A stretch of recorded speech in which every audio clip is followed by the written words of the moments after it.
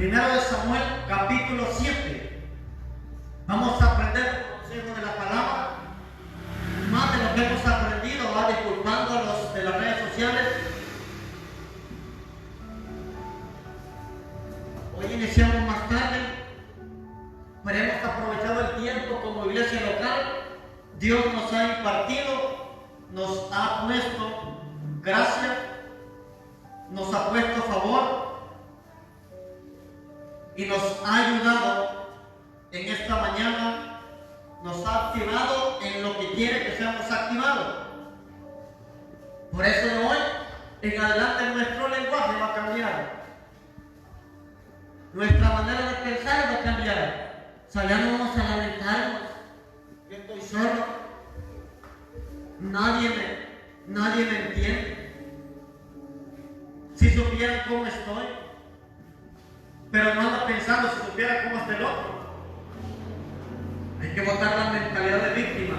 Somos gente de guerra. Jesucristo es hombre de guerra, pero a veces se le olvida. Aquí canta la alabanza, la dice el salmista, hombre de guerra. La gente dice hombre de guerra. Cristo es varón de guerra. Y si usted es hijo de Dios, es hijo de guerra.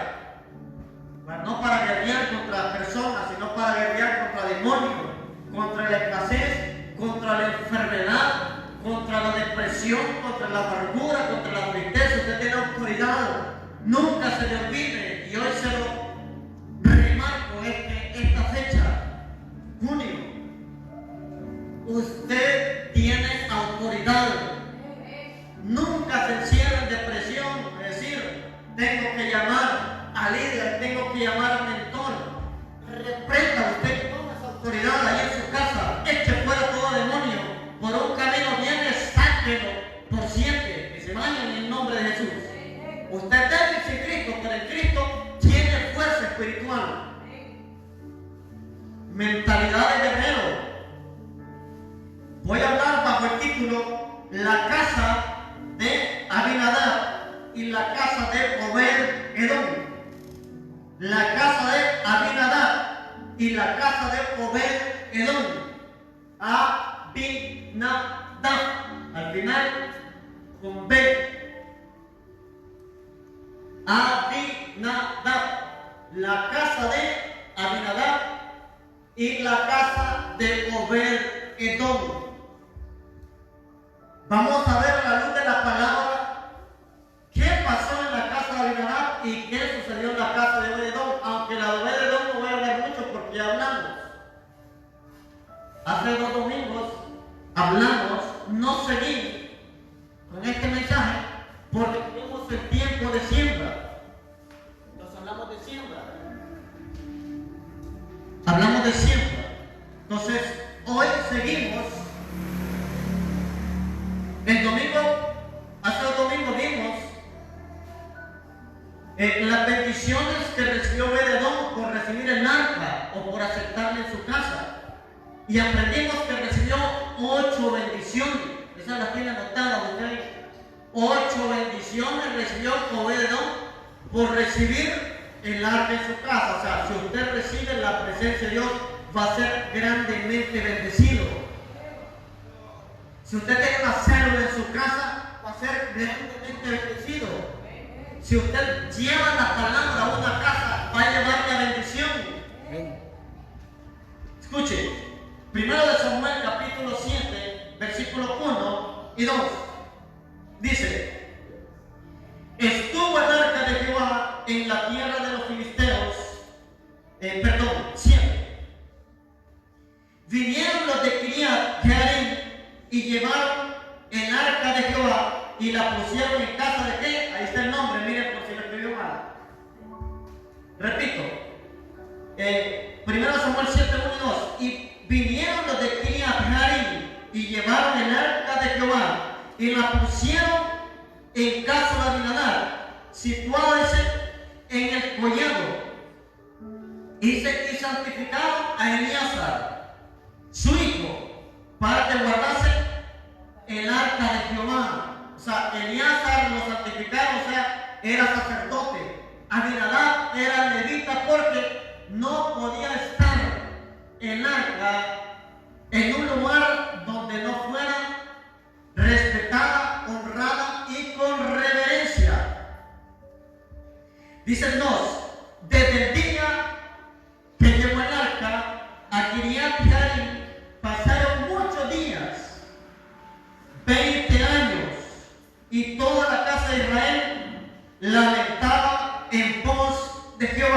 ¿Cuánto tiempo estuvo el arca? 20 años. Estuvo en casa de Abinadab. Ahora vamos al capítulo 6. Dice el versículo 1. Estuvo el arca de Jehová en la tierra de los filisteos, ¿cuánto? 7 meses. Para que me entiendan mejor, dice ahí que el arca de Jehová estuvo en la tierra de los filisteos 7 meses. En casa de Abinadab, ¿cuánto estuvo? 20 años. ¿Quiénes eran los filisteos? Los filisteos eran los enemigos de Israel, y el arca de Jehová estaba en tierra de los filisteos porque derrotaron a los israelitas y se habían robado el arca. Y mientras ellos tuvieron el arca, esa es la palabra de Dios en todos esos capítulos anteriores, que la pusieron en el templo de ellos, y en el templo de ellos tenían un dios llamado Dagón. Era el dios de los filisteos. Pero en cierto momento dice que fueron y hallaron a Dagón con las manos cortadas y con la cabeza cortada. Y después vieron que Dagón estaba postrado frente al arca de Jehová. Ahora, ¿por qué? Número 1, el arca era el instrumento valioso que representaba la presencia de Dios para el pueblo judío. El pueblo, por rebelde, por darle la espalda a Dios, por su vida pecaminosa, perdió una batalla y le robaron el arca. O sea, la presencia de Dios solo puede ser quitada, pero no puede ser quitada, ni comprada, ni robada. Y ellos vieron que le estaba haciendo desastres hasta el Dios de ellos. Por eso deben escuchar aquí alabanza del salmista Fernando Monroy, que dice: decapitó a Dagón, dios de los filisteos. Y después la llevaron a 4 sectores diferentes. Y empezaron a salirle tumores a la gente. La gente cayó bajo juicio porque seguían robando el arca a los israelitas, y empezaron a padecer tumores, o sea, enfermedades, dolores. Y después de eso, ellos tuvieron miedo y dijeron que tenían que regresar el arca por miedo. Y de ahí preguntaron a los adivinos, de ahí preguntaron a los sacerdotes de Dagón qué debían hacer. Y los adivinos y los sacerdotes le dijeron que consiguieran 2 vacas, que hicieran un carro nuevo y que mandaran el arca. Pero dijeron que hicieran 5 tumores de oro y también 5 ratones de oro por expiación, para que el Dios de los israelitas tuviera piedad de ellos, y mientras el arca era devuelta por esa ofrenda de expiación, ellos fueron sanados. El arca fue llevada en carreta de bueyes, llegó hasta un lugar, y cuando vieron los israelitas que el arca llega, ellos se gozaron, y lo primero que hicieron fue que soltaron las vacas, y el carro lo hicieron leña y sacrificaron las vacas que mandaron los filisteos y hicieron el sacrificio. De ahí lo mandaron a este lugar, a Kiriat Jearim de Bet-Semes. La mandaron a Kiriat Jearim. Ahora, ¿por qué? Porque tenían miedo que el arca siguiera haciendo estragos y destruyendo, porque la presencia de Dios no se puede tomar livianamente. Por eso a mí me van a ver molesto que vea niños corriendo, niños haciendo cosas incorrectas. El deber del padre es decirles: vamos a la casa de Dios, pórtese bien, siéntese bien, porque tiene que respetar la presencia de Dios en una iglesia, no importa si la iglesia es grande, si la iglesia es pequeña, si la iglesia es una galera, si es de madera, si es de láminas, donde hay un lugar destinado para culto a Jehová, debe de respetarse. Por eso en las células, te voy a decir algo, en las células, si quiere ver que la gloria de Dios se manifieste, solo respete su presencia y verá cómo se manifiesta. ¿Cómo es posible que en una iglesia los padres estén adorando y los hijos jugando Free Fire dentro de la iglesia? Y solo es bajarle volumen, y que bajarle volumen no, sigue pecando. Los hijos deben de respetar la presencia de Dios. Los padres deben de enseñar a respetar la presencia de Dios, no solamente en el templo, en las células. Trate de que la gente sea lo más reverente posible. Y cuando digo lo más reverente posible, hay niños que son hiperactivos, hay niños que no se están quietos, pero no lleven juguetes a la iglesia, no le den celulares en la iglesia. Para eso mejor déjenlo en la casa, que tampoco es correcto que lo dejen en la casa. El deber suyo es andar con sus hijos, enseñarles el temor de Jehová, enseñarles que en la casa de Dios se respeta. Es que no se está quieto, enséñenle a estar quieto.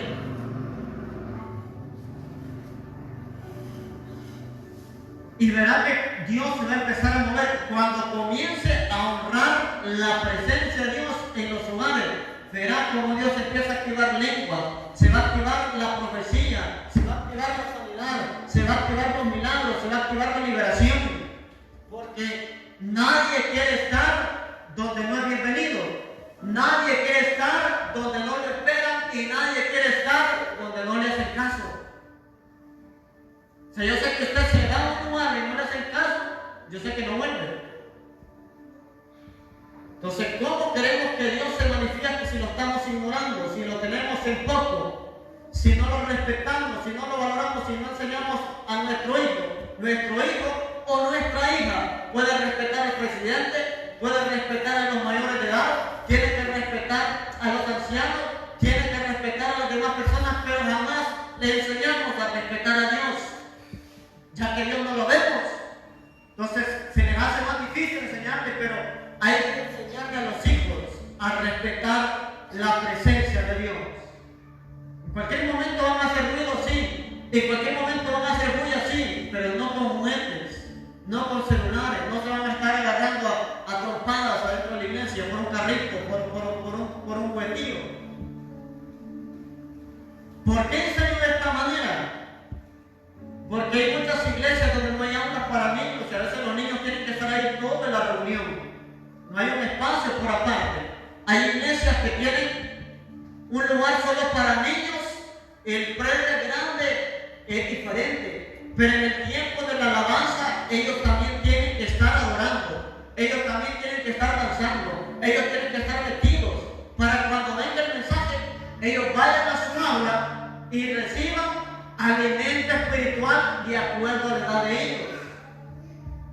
Pero es que el problema es que muchas veces de nada sirve que los maestros de dominical enseñen la historia de Noé, la historia de Jonás, la historia de Abraham, la historia de David, y usted le descarga juegos de matar, juegos de pelear, juegos de destruir.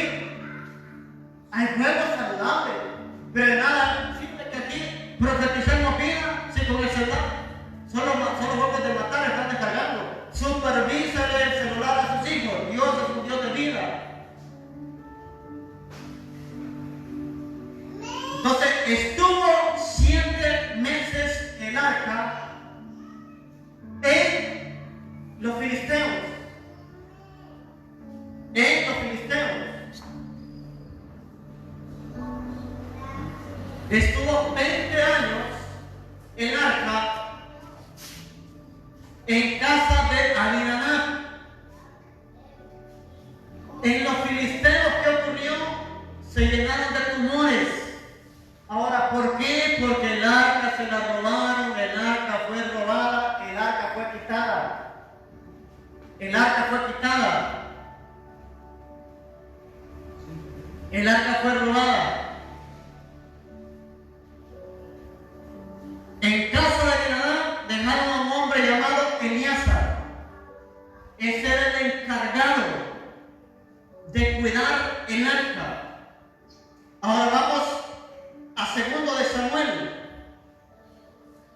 Segundo de Samuel, capítulo 6.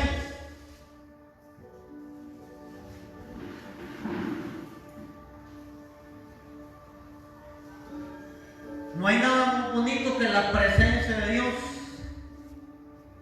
A mí me gusta cuando la gente profetiza, sin importar quién sea. Yo hago el mayor silencio, porque he aprendido a respetar a Dios sin importar a quién use. Dios está profetizando y yo no me pondré a platicar. Hay gente que no tiene ni reverencia, que cuando están profetizando se ponen a hablar, sacan el celular.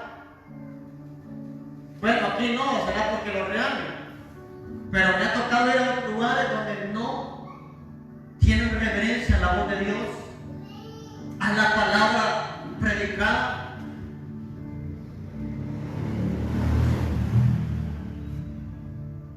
Segundo Samuel capítulo 6 versículo 11. Escuche. Y estuvo el arca de Jehová en casa de Obed-edom Geteo. ¿Cuánto? Ana Biblia. 3 meses. 3 meses. Pero dice, y bendijo Jehová a Obed-edom y a toda su casa.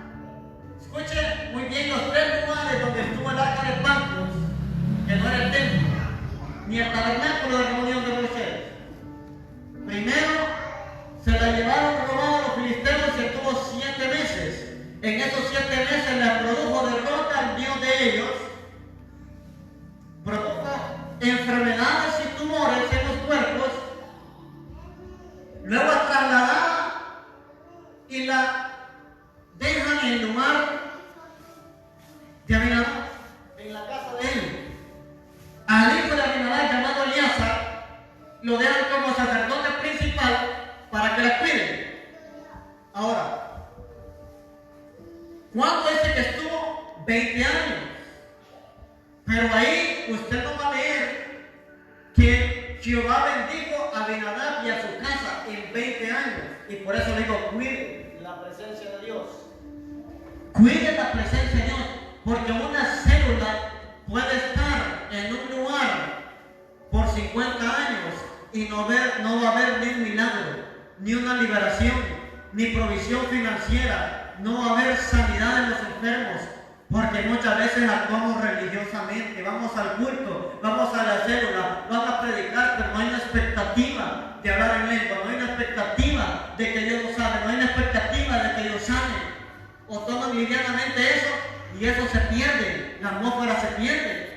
Cuando la atmósfera descienda qué tipo de atmósfera es y recíbala y métase. Y si otro no quiere, no deje que otro lo interrumpa.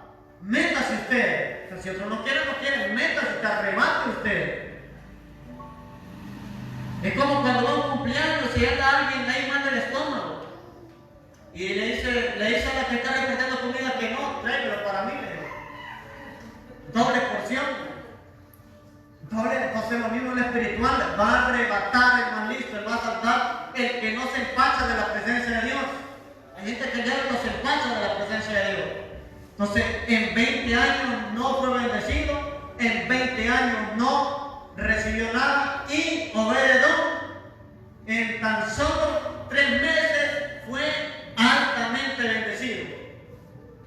O sea, alguien que ame a Dios va a ser bendecido en menos tiempo. Eso quiere decir que la presencia de Dios acelera las cosas. Lo que Abinadab no logró en 20 años, Obed-edom con la presencia de Dios y con la reverencia lo logró en 3 meses. Escuche. Entonces, si usted ama la presencia de Dios, valora la presencia de Dios, respeta la presencia de Dios, tenga por seguro que las bendiciones se le van a acelerar. Lo que le costaba años le va a venir en meses. Lo que le costaba meses va a venir en días. Y lo que estaba para días va a venir en horas. Yo recibo. Usted no quiere nada. Usted está muerto.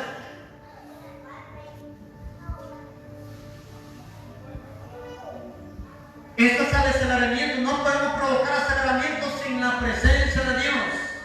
No podemos provocar aceleramiento sin amar ni honrar La guerra que Israel ganó era cuando honraban y respetaban la presencia de Dios. Era cuando se santificaban y sabían que la presencia de Dios no la podían tomar livianamente.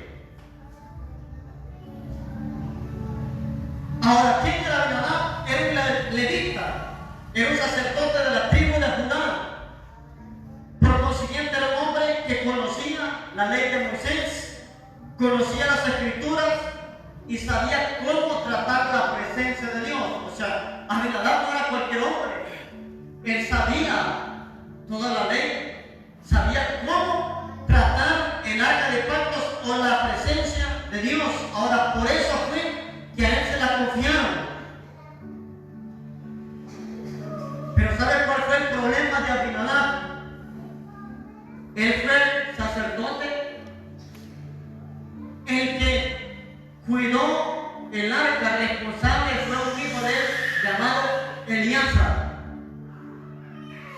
Pero Abinadab se conoce como el padre irresponsable, negligente, que jamás enseñó bien a sus hijos de cómo cuidar y respetar la presencia de Dios. Y le voy a decir algo.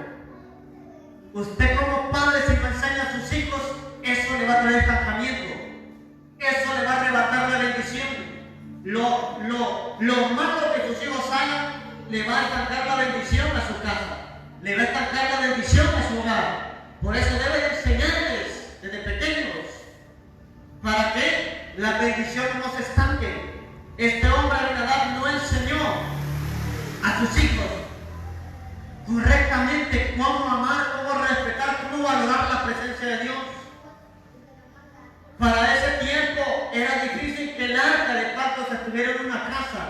El arca de pactos solo tenía que estar en el tabernáculo o en el templo, y aparte nadie la podía ver porque estaba tapada con una cortina, y los únicos que la podían jalar eran los sacerdotes levitas en sus espaldas, de ahí nadie. Entonces, para Abinadab era un privilegio. Si alguien está diciendo, yo no quiero grupo, no sé quién es este grupo para acá, vaya, hay que llamar a un obededor, que lo que la gente no recibió por años, en 3 meses se va a desatar una gran bendición, donde aman la presencia de Dios. Amén. Donde aman la gloria de Dios. Cuide la célula, cuide esta casa, cuide la iglesia, porque podemos ser Abinadab también. Obededón. O sea, ¿quién representa a Abinadab y Obededón? Representa 2 tipos de iglesia. Representa 2 tipos de célula, o representa 2 tipos de personas. Abinadab y Obededón. ¿Cuál de los 2 de ustedes? Los 2. A veces quiero y a veces no quiero. No decidas. Frío o caliente, los tibios serán vomitados.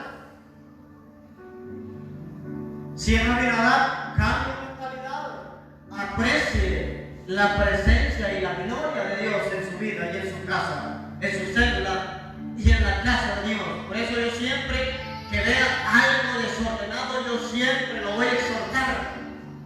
Prefiero tener alegre al Espíritu Santo y a usted enojado. Si es por Dios que usted se va a ir, tiene libertad.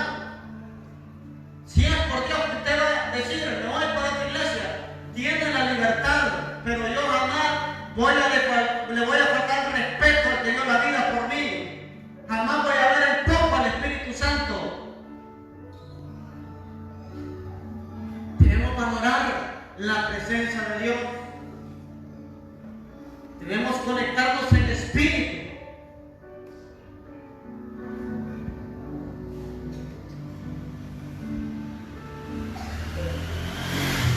Entonces, ahora el asunto es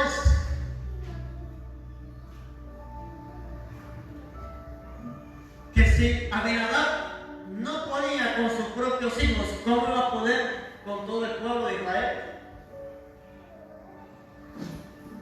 Si usted no aguanta a sus hijos y quiere ser pastor o pastora, ¿cómo aguanta 50, 60, 70, 80, 90, 100 mil, 10 mil? Porque no solamente vamos, y nosotros estamos hablando de gente adulta. Si usted solamente tiene 3 hijos por los hijos de las ovejas suyas. Tienes que tener mentalidad de decirle, vamos a hacer un aula para sus hijos para que los eduquen. O sea, la preocupación no solamente será para su casa, sino para los hijos. Y si allá hay 50 familias, en esas 50 familias, cada familia puede tener 3, 4, 5, al otro 2. Entonces no va a cuidar 3, puede cuidar hasta 100, 200 niños. Casa de Dios tiene 2 templos de niños. En uno van 1000 y en el otro van 1000. Son niños. Y tiene sus aulas. La educación es para los niños. La palabra es para los niños. La palabra es para toda edad. Por eso debemos educarlos, porque son la generación venidera. Si no, le va a pasar la misma que los hijos de Abinadab, lo mismo que a Eleazar, lo mismo que a Iro y lo mismo que a Usa. 3 hijos tenía Abinadab. ¿Y sabe cuál fue la desgracia de Abinadab? Que un hijo de él murió. Escuche, cuando se toma livianamente la presencia de Dios, a los filisteos,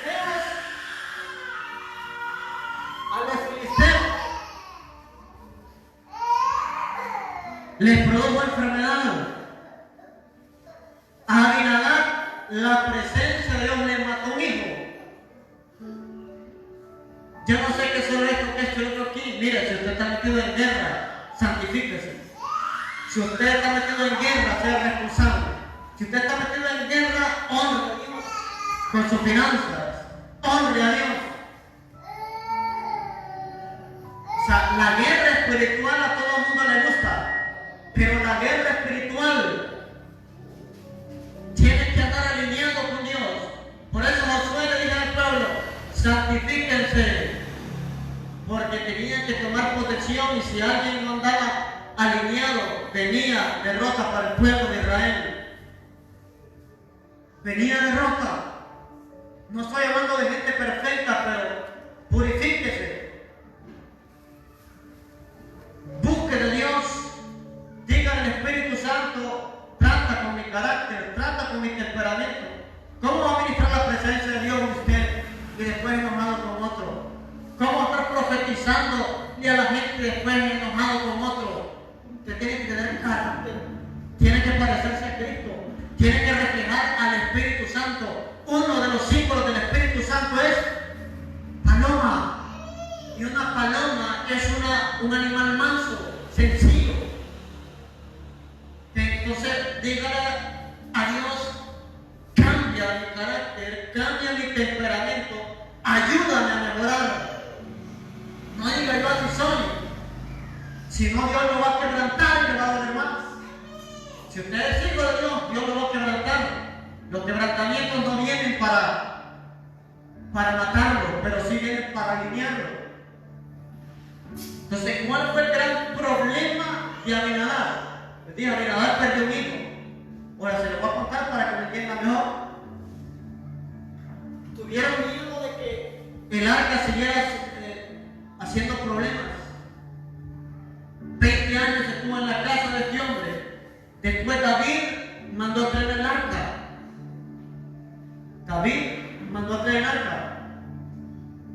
Porque supo que había sido recuperada. Entonces dice que la mandaron en carretas de bueyes. Los filisteos está bien que la hayan mandado en carreta de bueyes, porque ellos no sabían el diseño. Los israelitas sí sabían el diseño, que el arca de pacto solamente los sacerdotes la podían llevar en sus espaldas. No podían en carreta de bueyes ni en ninguna otra manera. Pero vienen y arman una carreta nueva de bueyes, le ponen unos bueyes, la suben en los bueyes, y después de que los bueyes caminaban, dice que empezó a tropezar la carreta y vino Usa, un hijo de Abinadab, y el arca ya se iba a dar vuelta. Entonces él vino y le puso la mano para que no cayera el arca. Y cuando él viene y pone la mano, cae muerto. Fulminantemente muerto de un solo, porque tocó el arca de pacto, porque nadie la podía tocar. Aún los sacerdotes solamente la podían llevar en sus espaldas, pero con una pala. Ellos solo tenían que podían tocar cerca de los amigos y meter esas balas, pero el arca no la podían tocar. Y Usa murió. Los filisteos tuvieron destrucción. Entonces, cuando ven que Usa muere, le piden a Obed-edom que dé oportunidad para dejar el arca de pactos. David no la quiso seguir llevando, tuvieron miedo. Al arca de pactos le tenían miedo. La gente a la presencia de Dios ahora no le tiene miedo. Le da igual. Si profetizan o no profetizan, le da igual. La palabra de Dios la ven como palabra de hombre. No hay respeto a la presencia de Dios. La gente está danzando, la gente está profetizando, hablando en lengua, Dios está echando fuera demonios. Y hay gente que desconectado, desactivado. Vemos que hay gente que no respeta lo de Dios. Y la gente ve que ¿qué puedo hacer? Oren, adoren, diga al Espíritu Santo, ministrame. Porque si está con los ojos pelados, ¿qué va a recibir administración de Dios? No va a recibir administración. Adore, ore, conéctese, llénese de la presencia del Espíritu Santo. No se mantenga desconectado. Entonces, ¿cuál fue el punto principal? Obed-edom la tuvo ¿cuánto tiempo? 3 meses. David se dio cuenta que Obed-edom empezó a ser prosperado y ahí rápido mandó que la fueran a traer. Por lo menos el rey tenía discernimiento. Primero no la llevó porque le dio miedo, porque estaba matando mucha gente. Pero cuando miró que a Obed si lo bendecía, la mandó a traer. Ahora, ¿por qué? Porque Obed-edom respetó el arca en su casa, las oraciones no fallaron en su casa, la oración no fallaba en su casa y enseñó a sus hijos a que respetaran esa arca mientras estuviera con ellos. Y me imagino yo que Obed-edom le había dicho: ahorita Jehová nos ha permitido tener el arca en nuestra casa, apreciamos y valoremos mientras el arca esté, porque en cualquier momento el rey se la puede llevar. Entonces hay que disfrutar la presencia de Dios. Pero ahora, ¿cuál fue el problema de Abinadab? El problema de Abinadab fue la familiaridad con el arca. La familiaridad con el arca. La familiaridad ha sido un gran enemigo de la presencia de Dios. ¿Qué es familiarizarse? Es tomar las cosas en común, es no darle valor. A veces no valoramos las cosas de Dios, a veces ni los hombres de Dios valoramos.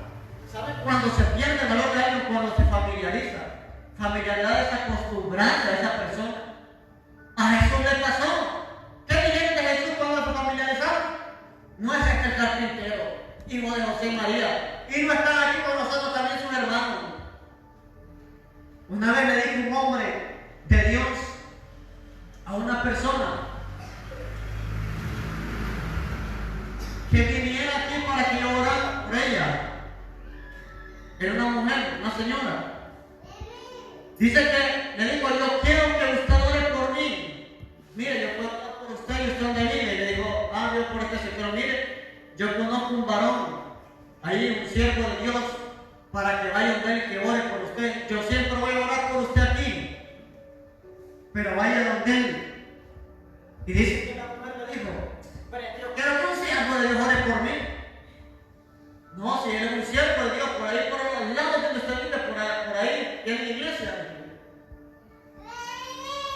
Y le empezó a decir el nombre mío, por dónde estaba la iglesia, por dónde vivía.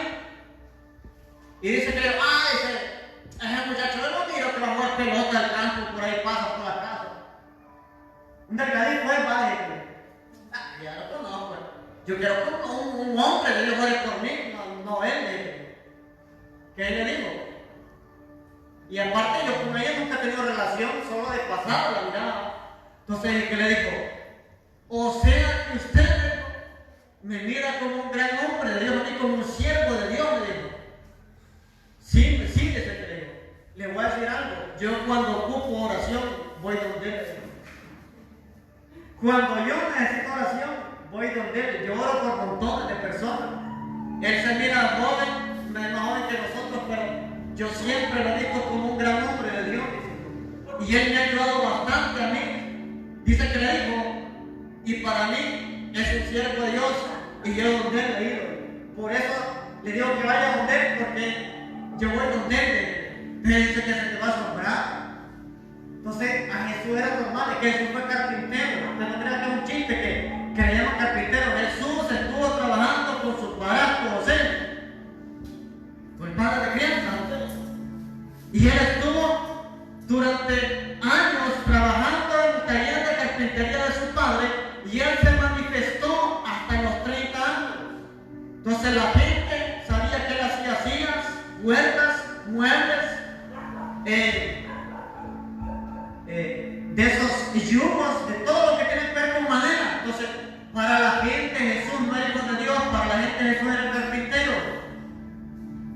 Entonces se familiarizaron con él, que en la tierra de él, dice la Biblia que Jesús no hizo milagros, sino que unos pocos sanó. Fueron pocos los que sanó, dice la palabra. ¿Por qué? Por la familiaridad. Cuando la gente se familiariza con la presencia de Dios, no recibe nada. Puede haber manifestación, puede haber milagros, y eso poco a poco se va a ir apagando, poco a poco se va a ir viendo menos, poco a poco se va a ir reduciendo. Se va a ir reduciendo menos. Ahora, ¿por qué? Porque donde no se honra la presencia de Dios, significa que no se está valorando, significa que no se está apreciando que haya manifestación. Yo por eso siempre he tratado de cuidar la presencia de Dios en este lugar, siempre he tratado de cuidar, aunque muchas veces se enojen, yo exhorto a la gente, exhorto a los niños, llamo la atención, porque yo no quiero perder la presencia de Dios en la casa de Dios, en la casa de Él. Yo no sé lo que es vivir una vida seca, vacía, sin sanidades, sin que Dios dirija.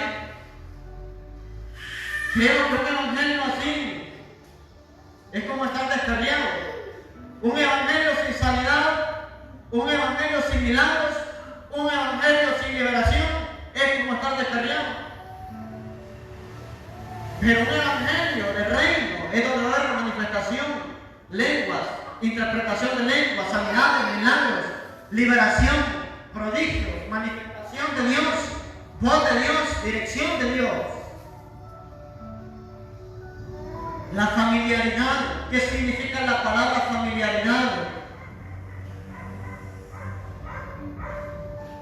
¿Qué significa la palabra familiaridad?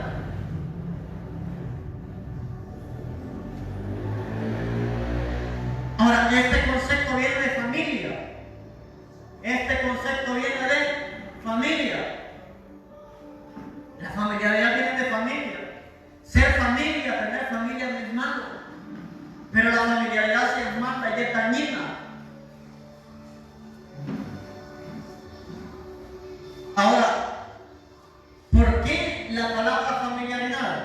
Ahora, en el sentido que vemos algo muy continuamente, y debido a esta condición se nos hace común todos los detalles. Familiaridad es acostumbrarse a algo. Escuchen, familiaridad es acostumbrarse a algo, al punto que ya no perciba su importancia o sus características. Básicamente es estar acostumbrado a algo. Van a predicar, van a hablar unas 2 o 3 lenguas, van a decir, así dice el Señor. Me tiene aburrido. Hay gente que así es descarada, que no respeta. A mí me encanta cuando están profetizando. Yo soy profeta, pero me encanta que otro profetice. Me gusta que otro empiece a soltar palabras, porque yo sé que no es la persona, es Dios que está hablando, es Dios que está dirigiendo, es Dios que está exhortando, consolando o edificando. Todo lo que tenga que ver con Dios no debe de aburrirlo, debe de apreciarlo y valorarlo, es ver en común todas las cosas. Los matrimonios también se familiarizan. Al principio todo bonito, pero después se falta el respeto. Se ve como si nada la persona. ¿Por qué? Por familiaridad. La familiaridad es dañina. Yo tengo amigos, ministros, pero yo no me familiarizo con ellos. Soy cercano a muchos, pero yo no me familiarizo con ellos. O sea, yo honro lo que ellos portan. Yo honro lo que hay depositado en ellos. Pastores, profetas, evangelistas, yo honro lo que Dios depositó en ellos. No lo voy a ver como cualquier cosa. No lo voy a ver como una persona común. Solo que Dios tiene algo sobre él. Pero yo no le pongo en ¿qué onda? Entonces, loco, ¿cómo es el loco, hijo de Dios? Loco significa endemoniado.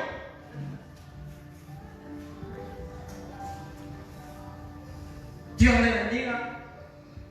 Bendición. Bendiciones, evangelista. Bendiciones, profeta. Bendiciones, pastor. Bendiciones, apóstol. Bendiciones, maestro. Entonces, espíritu es eso, pero familiaridad.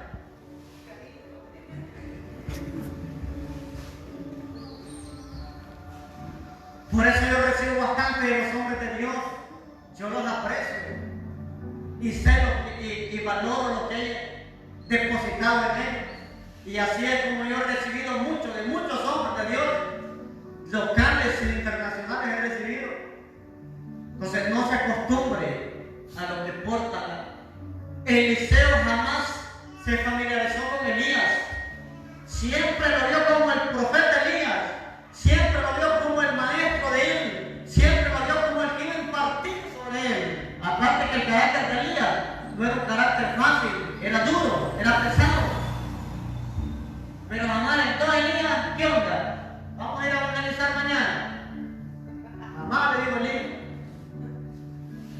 Él lo vio como el profeta de Dios, el que hacía descender fuego del cielo, el que multiplicaba harina, el que resucitaba muertos, el que decretaba sobre el cielo y los cielos se abrían, y decretaba sobre el cielo y los cielos se cerraban. Así lo miraba Eliseo. ¿Y cuál fue la consecuencia de Eliseo? Que recibió el doble de lo que tenía el profeta y maestro de él, la doble porción. Pero la gente quiere recibir la doble porción de algo que no está honrando, quiere recibir la doble porción de algo que no está valorando, quiere recibir de Dios, pero no se está conectando con la presencia de Dios, no va a recibir ni la media. ¿Qué piensa que la media porción vale 120 como la de allá arriba? No, oración, ayuno, entrega. Y si no gusta ni para la porción, peor para la doble. La doble valdría ¿cuánto? 440.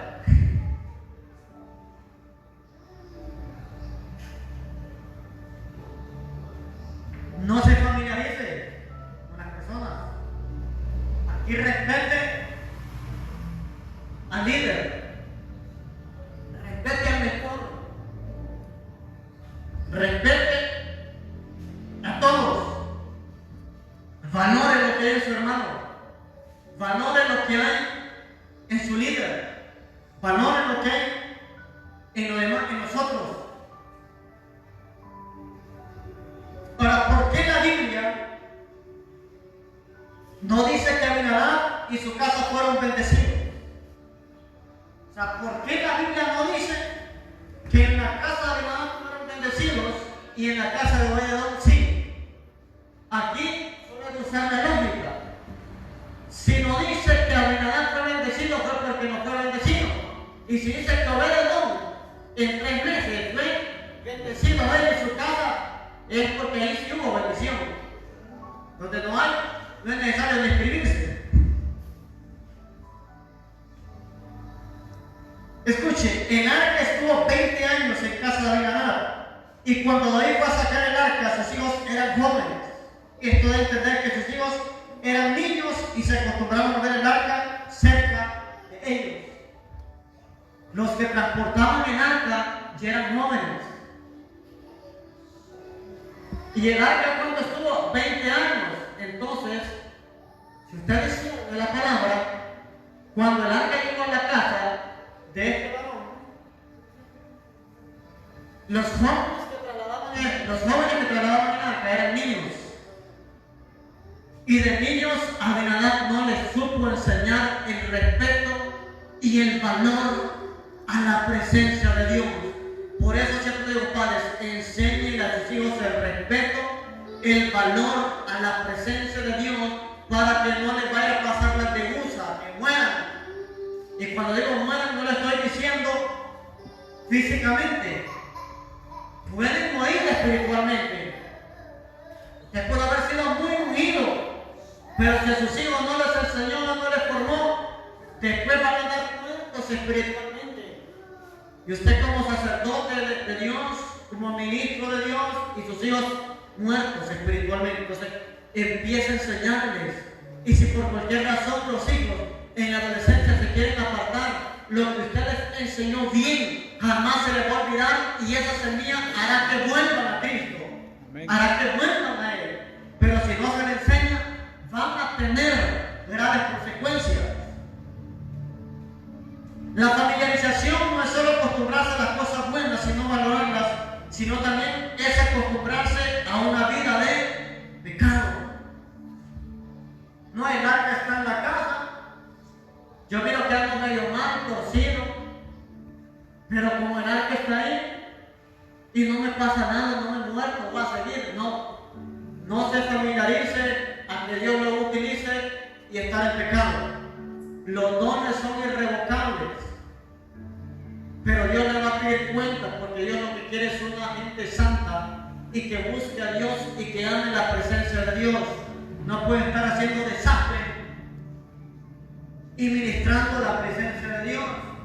Es que muchos creen que el pecado solo es acostarse con una mujer, y creen que el pecado solo es acostarse con hombres. No, el chisme es pecado, la crítica es pecado, rebelarse contra la autoridad es pecado, mentir es pecado, el odio es pecado, el resentimiento es pecado, la amargura es pecado. ¿De cuántas cosas no hay que limpiarse? Y la gente sube al altar como si nada. Está resentido con medio mundo, desea que otro se muera ahora para que otro le caiga desgracia. ¿Cómo va a tener bendición para su vida y deseándole desgracia a otro? Mas no sabe que lo que usted desea se le devuelve a usted multiplicado. Por eso digo a aquel salmista, que Dios te multiplique lo que me desea. Voy a cantar, cristiano. Ahí dijo el hermano Ariante, ¿oíste, hermano? Ahí dijo, ¿cuál es una canción? Que Dios te multiplique lo que me desea. Porque la gente, Señor, ábreme puerta, Señor, bendíceme. Pero si tiene resentimiento contra el Señor, que le vaya mal, Señor, ciérrale las puertas, Señor, o va a meter un chisme para que lo quiten, para que lo bajen, para que lo saquen del trabajo. Si somos canal de bendición, vamos a hacer canal de bendición en todos lados. No vamos a hacer bendición en la iglesia y maldición en la calle. No vamos a hacer bendición en la iglesia y maldición en la casa. Tenemos que hacer bendición en todo lugar. Y si nos maldicen, no hay que resentirnos. Cada quien da lo que tiene en el corazón. Si me maldicen, Señor, bendícelos tú. Si ellos me maldicen, bendícelos tú en gran manera. Trata con ellos, ministra su corazón, sácales ese resentimiento, odio o lo que sea que tengan en contra suya. Cuando estamos familiarizados con algo, deja de asignarle valor, el valor que le corresponde. Ignora todo, se hace común a su alrededor y no percibe la bendición de Dios sobre su vida. Incluso puede acostumbrarse a tomar livianamente la unción. Donde hay familiaridad, no hay reverencia, no hay respeto. Esto ocurre incluso hasta en la familia. Hasta en la familia. Yo veo ministros que no se respetan. le dicen vos a la mujer o vos al marido. Solo en el púlpito dicen pastor y pastora, también por la gente. Pero a veces hay una falta de respeto. A veces porque el hermano y el líder no le quieren hacer caso. Una cosa es la familia, otra cosa es el ministerio. Cuando usted va a un trabajo y usted pide trabajo en una empresa y su hermano es el supervisor o el capataz en el campo, su hermano tiene autoridad sobre usted. Y si no obedece, tiene toda autoridad de despedirlo. Y le puede ser la autoridad máxima: tal persona no hace caso, tal persona me está faltando el respeto. La autoridad máxima le puede ser sacarlo, despedirlo. Pero en la fábrica no tenemos ese problema. Si usted tiene un familiar en la fábrica, puede ser tío, puede ser hermano, usted lo va a ver como el supervisor, lo va a ver como el gerente general, como el superintendente. Pero en la iglesia no, en la iglesia a veces puede ser el líder, puede ser el mentor que lo supervisa y le falta el respeto. Tenga cuidado con andarle faltando el respeto a su autoridad, empezando desde el líder. Tenga cuidado con andar faltando el respeto a lo establecido por Dios. Resiste. Es que usted nada sirve que usted me respete a mí, si no respeta lo que yo pongo sobre usted. Así como me respeta a mí, tiene que respetar a los que están sobre usted. Porque si usted le falta el respeto a lo que Dios ha establecido, se opone o resiste. Ahora, el número 3, con esto termino. ¿Qué nos produce la familiaridad? ¿Qué nos produce la familiaridad? O sea, la familiaridad es mala, la familiaridad es dañina. No digo la familia es buena, pero la familiaridad es la mala. ¿Y qué significa familiaridad? Decía, acostumbrarse a algo, a verlo de menos, a verlo seguido, a verlo todos los días. Por eso no se familiariza conmigo. Si se familiariza conmigo, no va a recibir más de lo que usted pueda percibir. Por eso les hablé anteriormente lo que el Espíritu Santo me dijo. Como le digo, si otro se familiariza conmigo, no tengo problemas. Yo digo que la gente no recibe lo que yo porto. Yo sé lo que yo porto, sin decirlo con soberbia y arrogancia, pero yo sé lo que Dios me ha dado, sé lo que puedo impartir, sé lo que puedo transferir, sé el nivel de autoridad que poseo en Cristo, porque tengo identidad, no es soberbia ni orgullo. Y sé lo que otros hombres de Dios poseen y portan. Yo los honro y los respeto para poder recibir de ellos, porque el día que los vea como cualquier cosa, ese día yo dejé de recibir de ellos. ¿Qué nos produce la familiaridad? Número 1, nos hace perder la noción del valor. Nos hace perder la noción del valor. ¿Qué significa eso? Significa que no valoramos las cosas, que no valoramos la persona, que no valoramos la persona más importante, que es el Espíritu Santo. No valoramos la persona que está a nuestro lado, nuestro prójimo. Y si no valoramos la persona, no valoramos lo que posee la persona. Si no valoramos la persona del Espíritu Santo, no valoramos todos los atributos de Dios. Si no valoramos al hombre o la mujer de Dios, sea quien sea, no vamos a valorar lo que hay depositado en ellos. Número 2, produce incredulidad. Produce incredulidad, porque cuando dejamos de honrar, dejamos de valorar, y eso nos hace incrédulos. Yo no creo. O sea, para los israelitas, escuchen muy bien, ellos creían que Jesús se podía hacer muebles de madera, pero no creían que podía hacer milagros. Para los israelitas, ellos sí creían que Jesús podía agarrar un cepillo y cepillar madera, pero no creían que podía echar fuera demonios. Entonces, incredulidad. cuando usted no cree en lo que porta alguien, jamás va a recibir.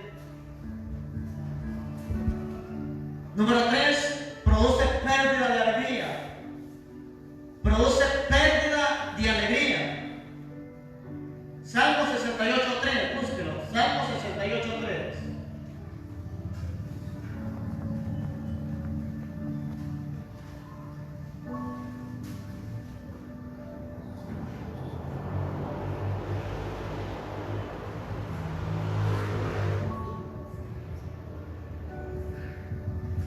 La alegría va ligada al gozo. Son dos cosas diferentes, pero va al gozo. El que camina en gozo, camina en alegría. Pero no todo el que camina en alegría, camina en gozo. Porque el gozo es fruto del Espíritu, la alegría es externa. Por eso la Biblia dice, el gozo de Jehová es mi fortaleza, o nuestra fortaleza es. Escucha lo que dice el Salmo 68:3. Mas los justos, que dicen, se alegrarán, se gozarán delante de Dios y saltarán ¿de qué? De alegría. O sea, cuando yo no miro la alabanza así, es que usted viene amargado porque no está saltando. Aquí dice que solo los que tienen alegría saltan. Aquí dice que solo los que están alegres se regocijan. Por eso digo, aquel salmista, mas los justos se alegrarán, cantarán con regocijo. Regocijo es alegría. Entonces pierde la alegría. O sea, usted viene a la iglesia con un espíritu de amargura, aunque diga que no, con un espíritu de tristeza, con un espíritu de familiaridad, con un espíritu de rutinario. La rutina es mala y la rutina es parte de la familiaridad.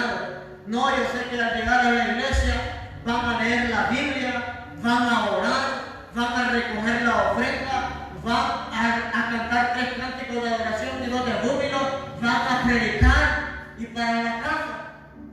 Así de sencillo, eso es familiaridad, rutina.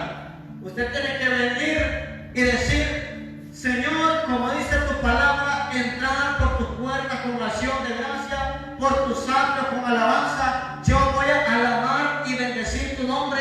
Hoy me gozaré en tu presencia. Hoy me meteré en adoración. Hoy yo recibo mi sanidad. Hoy yo recibo mi milagro. Hoy sé que tienes una palabra para mi vida y que vas a traer alimento espiritual en esta noche. Y si es domingo, en esta mañana. Y yo me gozaré y me alegraré delante de ti, porque el gozo tuyo es mi fuerza. Esa es actitud. Ese es valentía, audacia delante de Dios. Cero depresión, cero tristeza. Pero si vienen ahí sin ganas, creo que las mismas van a cantar hoy. Es que no importa lo que cante, lo que importa es que lo hagan con el corazón. Número 4, produce ingratitud. Produce ingratitud. Voy terminando. Produce ingratitud. ¿Sabe qué significa ingratitud? Significa que no hay agradecimiento. Una persona sin agradecimiento, ¿sabe cómo se le llama? Se le llama ingrato. Se le llama ingrata. Esa es una persona sin agradecimiento. Por eso hay palabras que parecen ofensivas, pero en sí no son vulgares, pero no dicen una verdad. La palabra desgraciado yo la uso bastante y significa sin gracia. La palabra desgraciado significa sin gracia. La palabra ingrato significa sin gratitud, sin agradecimiento. O sea, si estamos desgraciados es porque no tenemos la presencia de Dios. Porque la presencia de Dios da gracia, da favor, da honra. Entonces produce ingratitud. Ahora, un ejemplo de esto, ¿quiénes son? Los israelitas. Aquí nos vamos a morir, no regresemos a Egipto. ¿Cuánta gente lo dice así? Hay gente que critica a los israelitas. Los israelitas son tontos. Estaban en el desierto y se querían regresar para Egipto. ¿Cuántas veces usted conoce el proceso de un equipo al mundo? Y no puede decir, estaban mejor en el mundo que hoy que viene a Cristo. Antes cuando estaban en el mundo no tenía guerra, no tenía enfermedad, no estaban atacados, solo viene a Cristo y solo hay problemas. Mi amor, no voy para el mundo, no, estoy mejor en el mundo. Samuel va a Egipto para que mire que va a seguir siendo esclavo y va a seguir haciendo adomes solo por comida y asustado por Faraón. Número 5, produce deshonra. Produce deshonra. Busque primero de Samuel, vamos rápido. Son las 12. Primero de Samuel, gracias por el tiempo que me regaló. Veo que usted es de los que pueden hacer la mía extra. Primero de Samuel, capítulo 2.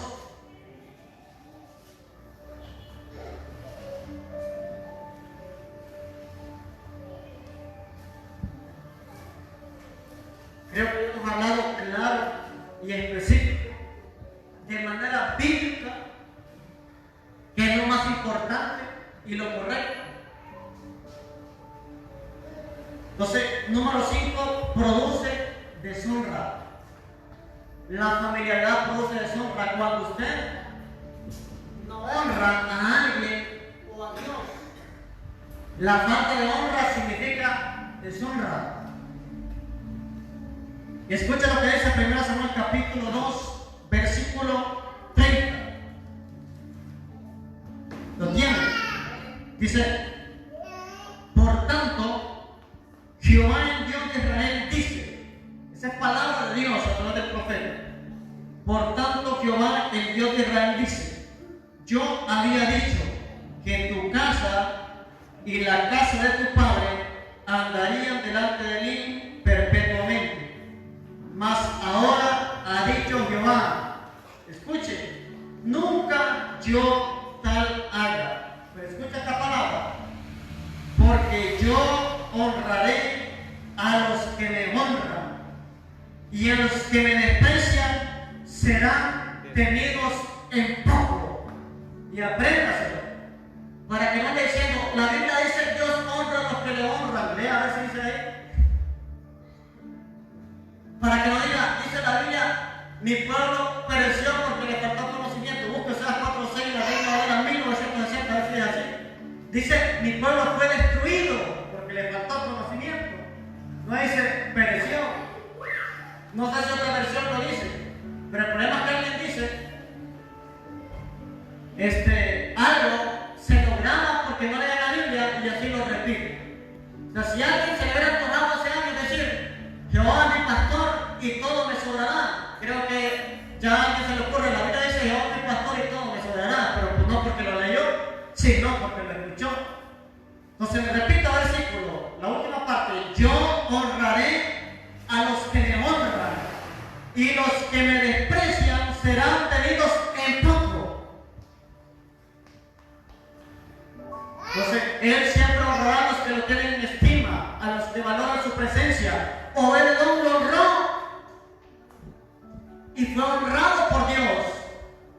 Abinadab lo despreció y fue tenido en poco, que hasta perdió un hijo.